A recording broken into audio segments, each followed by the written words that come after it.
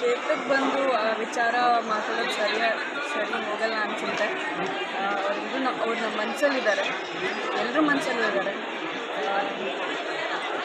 ಅಂದರೆ ಅವ್ರ ಆತ್ಮಕ್ಕೆ ಶಾಂತಿ ಸಿಗಲಿ ಅಂತ ನಾನು ಕುಕ್ಕೆ ಸುಬ್ರಹ್ಮಣ್ಯ ದೇವರಲ್ಲಿ ಬೇಡ್ಕೊತೀನಿ. ಅದಕ್ಕಿಂತ ಜಾಸ್ತಿ ಅದ್ರ ಬಗ್ಗೆ ಮಾತಾಡಲಿಕ್ಕೆ ಕಷ್ಟ ಆಗುತ್ತೆ. ಮಾತಾಡ್ಬೋದಾ?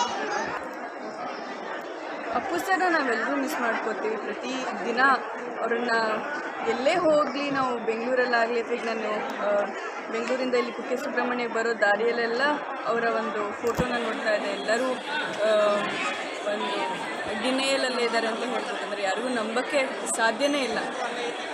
ಶಕ್ತಿ ಅವರು ಬರೀ ಒಂದು ವ್ಯಕ್ತಿ ಅಲ್ಲ, ಅವರೊಂದು ಶಕ್ತಿ.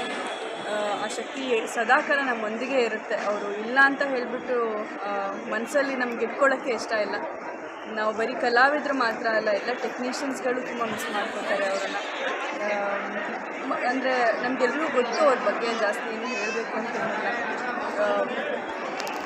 ಅವರಿದ್ದಾರೆ, ನಮ್ಮ ಜೊತೆಗಿದ್ದಾರೆ, ಅಷ್ಟೇ ಹೇಳ್ಬೋದು. ಈಗ ಸದ್ಯಕ್ಕೆ ನಾನು ಶೂಟ್ ಮಾಡ್ತಿರೋ cinema P C Shekhar sir ಅವರ ಒಂದು ಸಿನಿಮಾ. ಅದಕ್ಕೆ ಇನ್ನೂ ಟೈಟಲ್ ಫಿಕ್ಸ್ ಮಾಡಿಲ್ಲ, ಅದರ ಶೂಟ್ ನಡೀತಾ ಇದೆ. ಅದಾದಮೇಲೆ ಒಂದು ಚಿಕ್ಕದಾಗಿ ಒಂದು ಪ್ರೊಡಕ್ಷನ್ ನಾವು ಸ್ಟಾರ್ಟ್ ಮಾಡಿದ್ದೀವಿ ನಾನು ನನ್ನ ಹೈದ್ರಾಬಾದ್ನಲ್ಲಿ.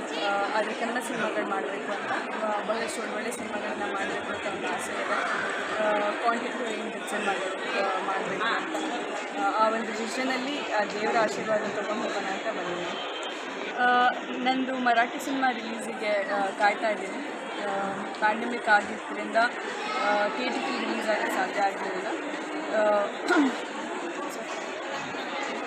ಪ್ಯಾಂಡಮಿಕ್ ಇದ್ದರಿಂದ ಥಿಯೇಟ್ರಿಕಲ್ ರಿಲೀಸಸ್ ತುಂಬ ಕಷ್ಟ ಆಯಿತು ಎಲ್ಲ ಸಿನಿಮಾಗಳಿಗೆ. ಈಗ ಒಂದೊಂದೇ ಓಪನ್ ಅಪ್ ಆಗ್ತಾ ಇದೆ. ಹೋಪ್ಫುಲಿ ನಮ್ಮ ಸಿನಿಮಾಗೂ ಕೂಡ ಒಂದು ಒಳ್ಳೆ ಥಿಯೇಟ್ರಿಕಲ್ ರಿಲೀಸ್ ಸಿಗುತ್ತೆ ಅಂತ ನಾನು ಆ ದೇವರಲ್ಲಿ ಬೇಡ್ತೀನಿ.